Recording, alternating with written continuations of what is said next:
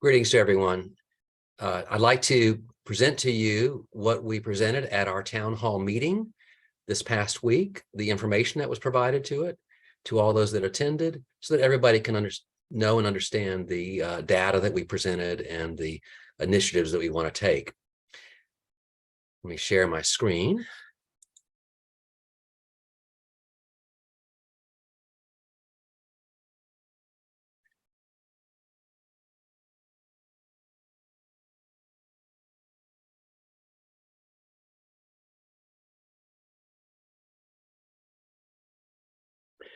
So this is our presentation.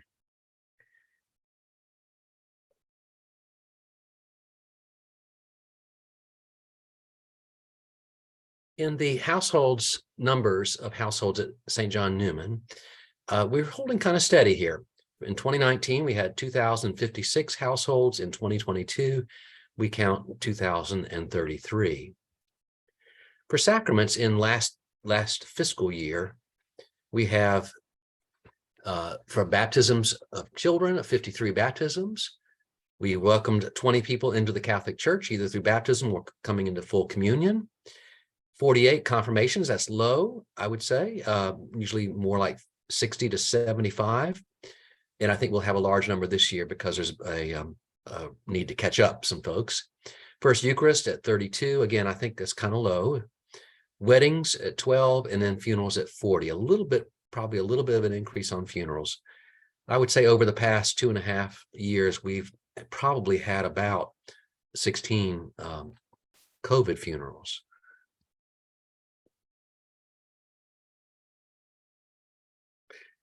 At our school, which is going strong, we have actually more than 306 at this moment.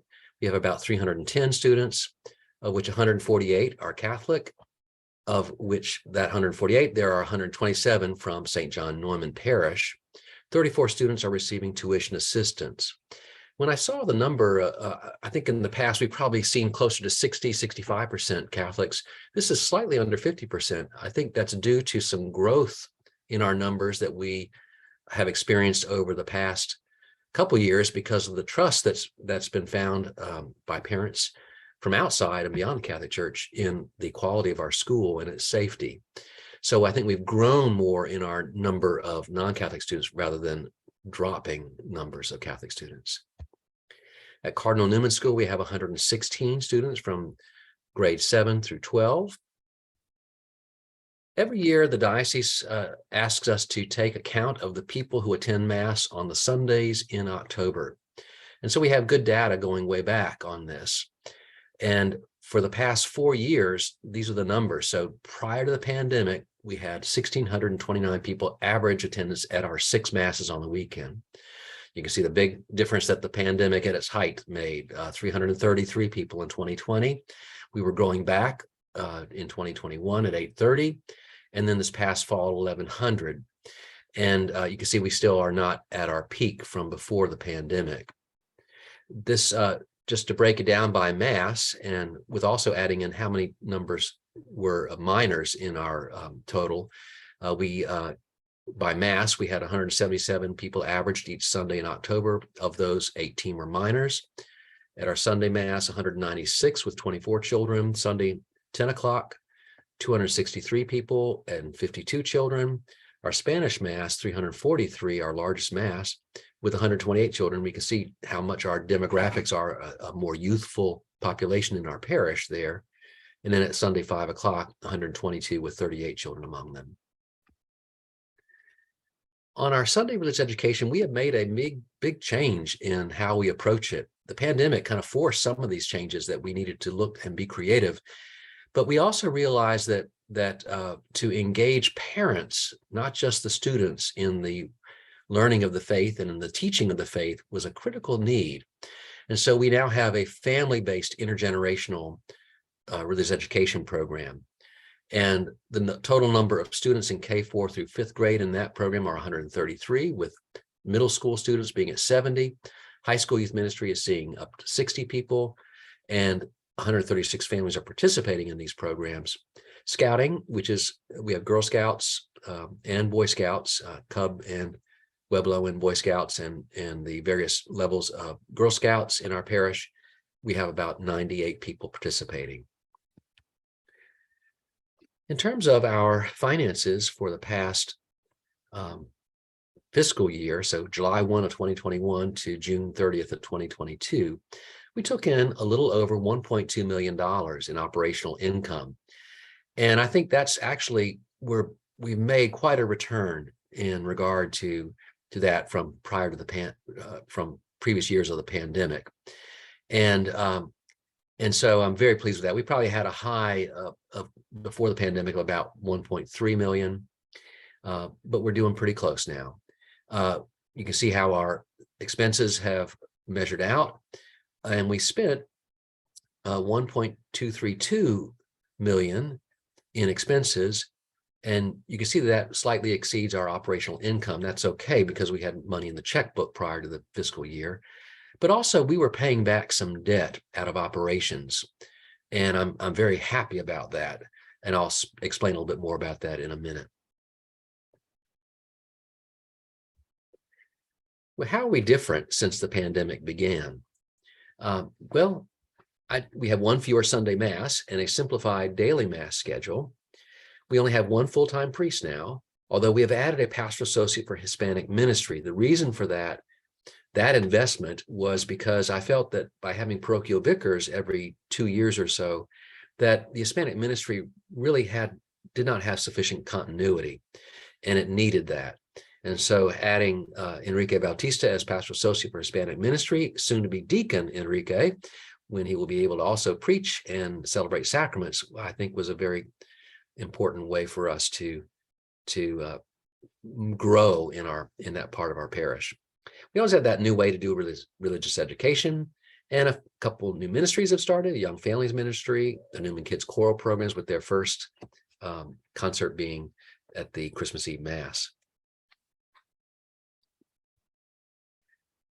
This is where I'll need to talk about that paying off of debt. But we had at the end, and not all these numbers will reflect December 31st, but by the end of this year, we had $527,000 and some change in our general savings. This is being kept by the diocese, earning approximately 2, maybe a little bit more % interest, better than a bank would give for a money market, certainly. Savings for our new church, almost $4.5 million now. And in our checkbook, we have $500,000, with most of that, or at least a good chunk of that, maybe half at least, would be capital campaign money.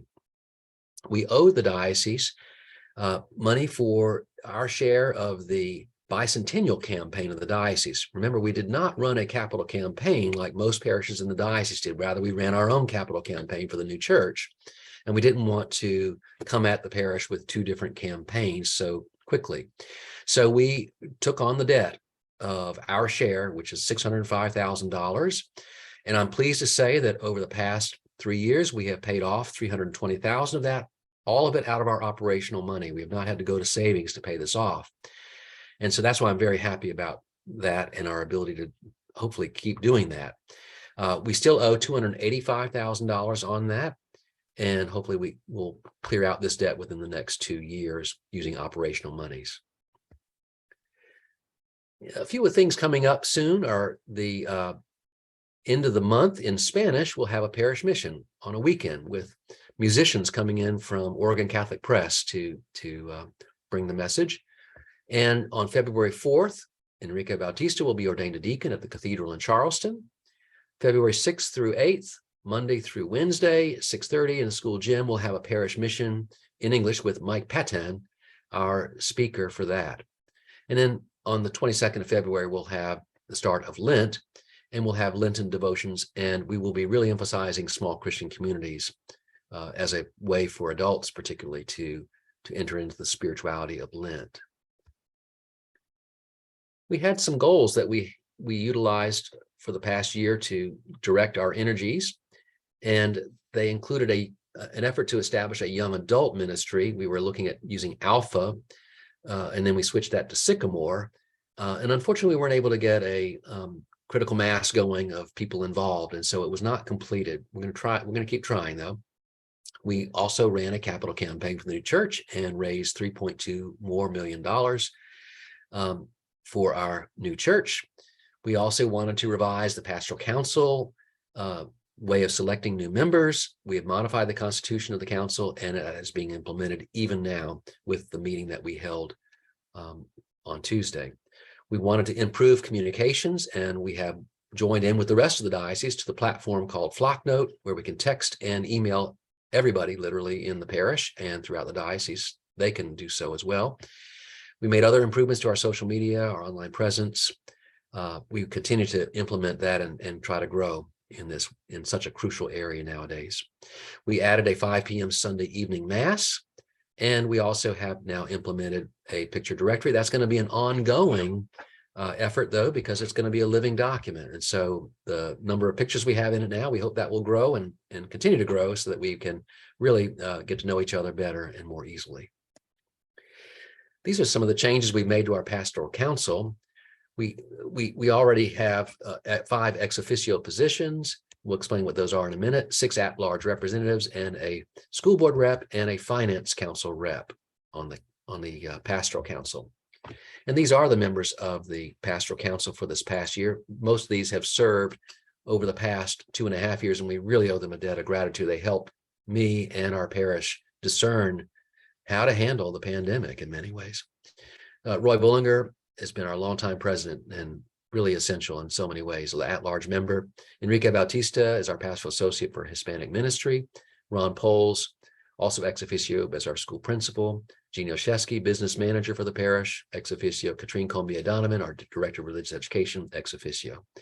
I appointed Deacon Ron Anderson as a special appointee because of his background in the administration at St. Peter's Parish. I thought that the wisdom he would bring from that would be helpful. Alex Six, Lorraine Cato, J.J. Darby, Victoria White, and Tara Chadwick have served as at-large members along with Roy. These are some goals that, though, the council has been discussing as possible goals for 2023. First of all, to participate in the efforts that have been asked for by the U.S. bishops to revive Eucharistic faith and spirituality. That's a 2-year effort, actually, culminating with national, diocesan and a national Eucharistic Congress that I hope we can send people to both. We will also wish to expand opportunities for parishioners and their families to participate in outreach to the poor and persons in need. We'd like to discern what we might do further in our parish on top of what we already do, which is significant. We want to plan more opportunities for parish social gatherings to build a greater sense of community, build the relationships that we need to keep us strong. And then finally, to complete the design development, construction documents, and receive financial permission to start construction of the new church. And I'll talk a little bit more about that in a minute too. The new church has had a steering committee for a number of years, and these are the members who are currently serving on it. Steve Rudnicki has chaired it. Roy Bullinger is on it as pastoral council president. Jack Long represents the finance council. Jeannie Oshesky as business manager is on it. Maureen Renault, an at-large member, and myself. They have been invaluable for their wisdom in how to negotiate all the complexities of both of a new church project, but also handling things like pandemics and things like of that nature. The funds for the new church, Growing Together in Faith, our first campaign, has received now $4.2 million. And the Building Church Together campaign has had pledged $3.2 million. So we expect an income of $7.4 million.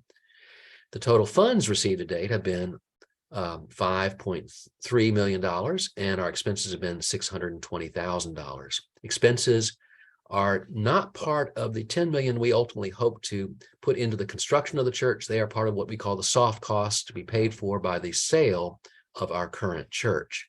And those expenses include architect fees, capital campaign expenses, and some other professional fees that we have incurred. The new church, you can see here a portion of the master plan located in the same place that we've had it for the past concept. Not looking remarkably different from how we have designed it in the past. But what we had to do was we were given a meeting by the diocese and told that we need to consider now the fact that if inflation, that from a $350 per square foot cost, we're probably seeing costs now of about $500 per square foot. significant raise in costs, and therefore we needed to cut the square footage of it. So we are from a previous concept of 900 seats in the church, we're now at 737 seats. And from 28,000 square feet, we have shrunk it down to 21,500 square feet.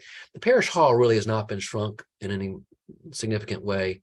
It's mainly the church. Here is a floor plan of the church, and I'll move my cursor. Hopefully y'all will see that as I go through this. We still have the main entrance coming into the narthex here, a generous space, probably a little smaller than it was in the previous concept, and a lot of auxiliary spaces in these areas, the bathrooms that will serve both hall and the church itself, a meeting room that could be used for a bride to prepare for a wedding, or a grieving space for families waiting for a funeral, a vesting sacristy for ministers, a vesting sacristy for priests and deacons, some toilets here, a family toilet here, an area for parents to bring their children out when they are restless from the narthex from the nave into the narthex to quiet them down, and then to go back in. So you can see it's not a cry room in the same way. It's more a family gathering area as needed. A reconciliation chapel here, and a mechanical room here. A pre-function space, a place where we can welcome people before they go into the hall itself. The hall twice the size of our current hall, a generous sized kitchen with storage and pantry, storage for the chairs and so forth, a mechanical yard here. The nave of the church shrunk down to seat fewer, has a baptistry as we come in, which is the proper place for a baptismal font. And the choir is now in one of the transepts, whereas it had been back more in this area. The shrines at either end of the transepts. The altar platform has a double ramp going up with an additional ramp at the back there to get us all the way up to the 18 inches of that platform. We had to shrink the platform a little bit. And the presider's chairs here, the pulpit, the altar, with space, of course, in front for a casket to go. A large wooden cross will be stationed about here, and there'll be statue niches on either side of the altar as well. Behind here, this represents actually an above organ chamber space for speakers, and maybe someday a pipe organ. But there's back in here is the area of the Eucharistic chapel, the tabernacle on a tall pillar so that it's visible above the back of the sanctuary platform, visible in all parts of the church. These doors here and here can be swept back against this area and that area so that the tabernacle is visible to the entire church, but they can also be closed off so that the chapel itself becomes quiet for people that want to pray when there's something else going on inside the church, a working sacristy, mechanical room.